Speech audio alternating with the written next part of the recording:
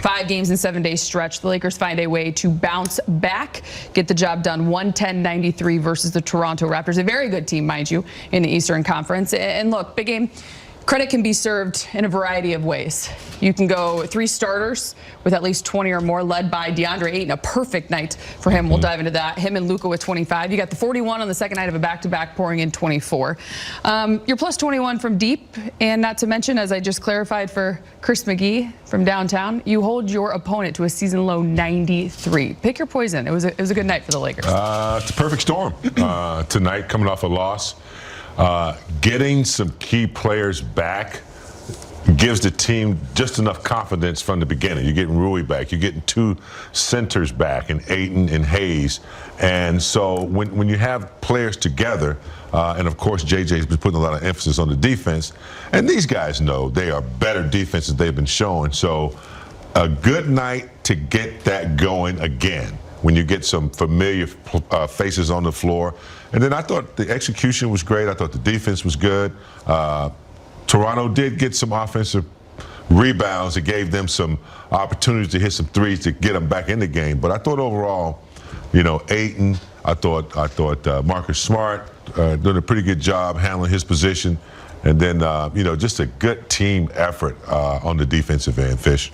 Yeah, no, the team looked connected. I mean, sometimes the struggles can not demoralize you as though you're giving up, but everything feels heavier.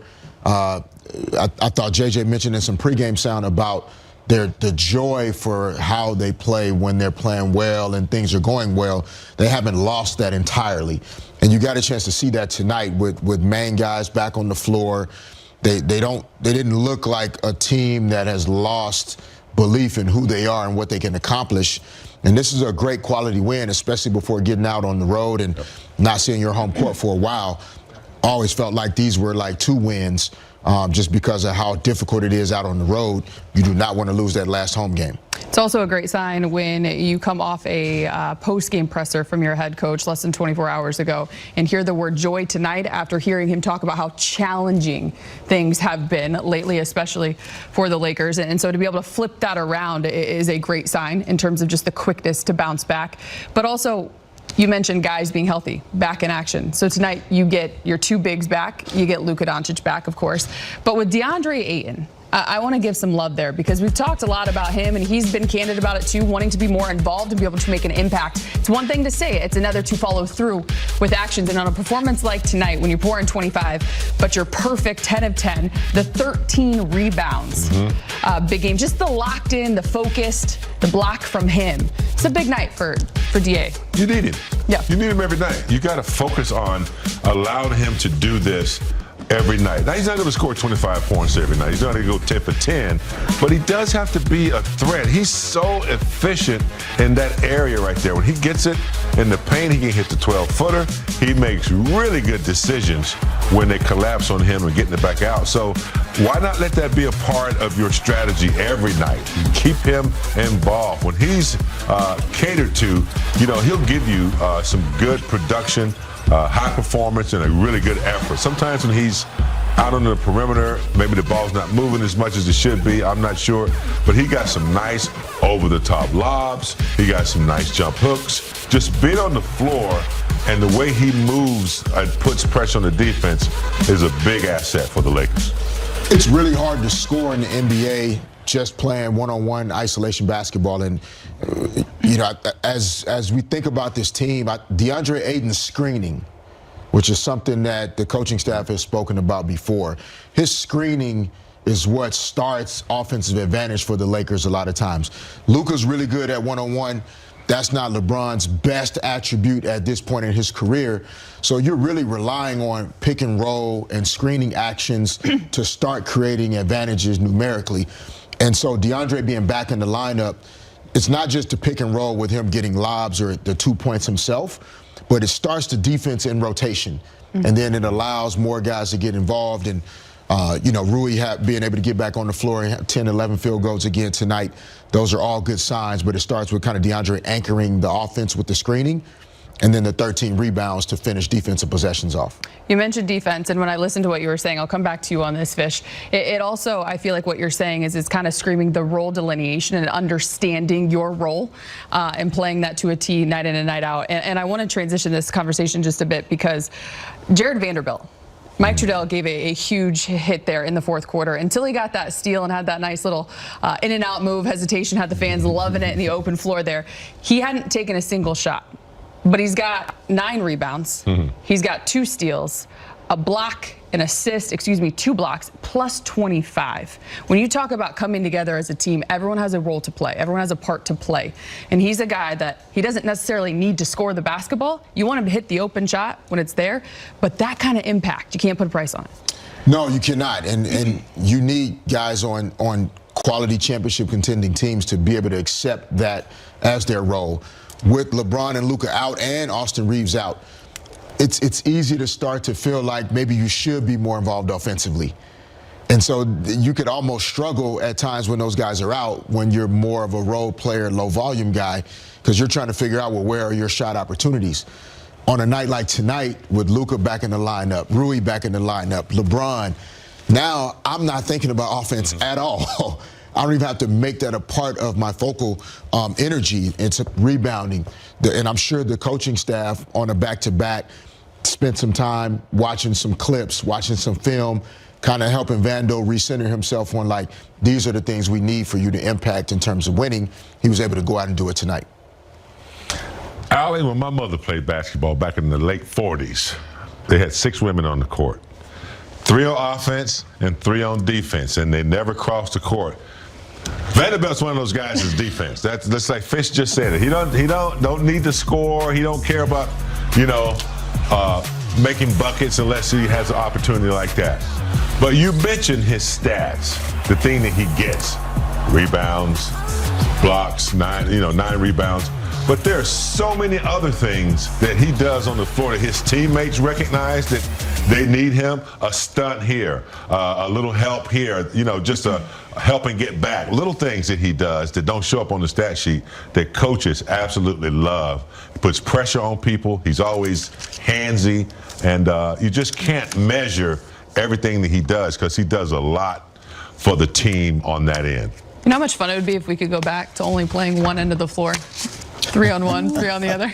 That's what I gathered from that. A lot of guys would enjoy that. Fish should be on the defensive end. Yeah, for sure. On the defensive end. That's 7 straight wins against the Raptors for the Lakers as they improved to 25-16. Let's talk about the stars. That's kind of fun when you don't have to talk about the stars off the top of the show because that means everyone else is doing their job as well.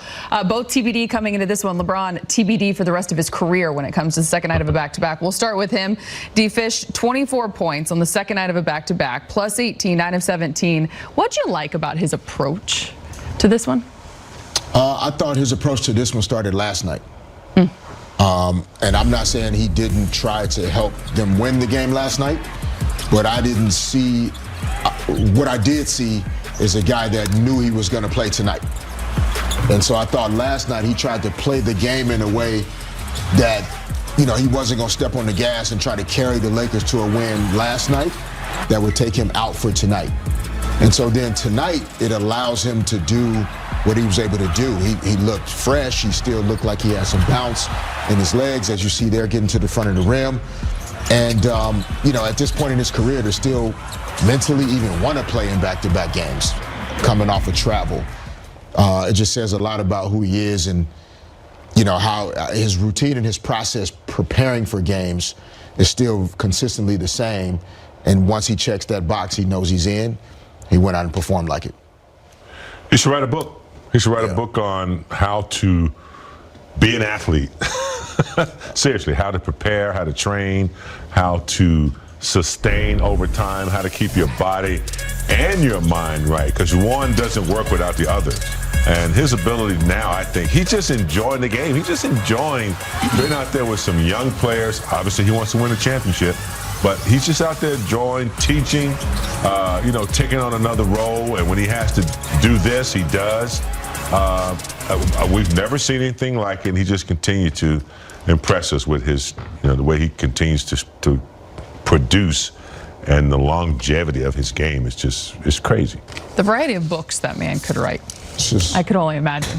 Having said that, moving on to the next superstar, and Luka Doncic, who got last night off, hadn't played since Thursday, had been dealing with that groin soreness. Maybe didn't shoot it as well as he would have liked, D-Fish, but still the 25 points. He had 3 fouls in the first half, and I know that was a concern that they were talking about on the broadcast. To be able to play through that as well, I just think that the mental fortitude and the focus from Luka is important. Yeah, I think he kept himself.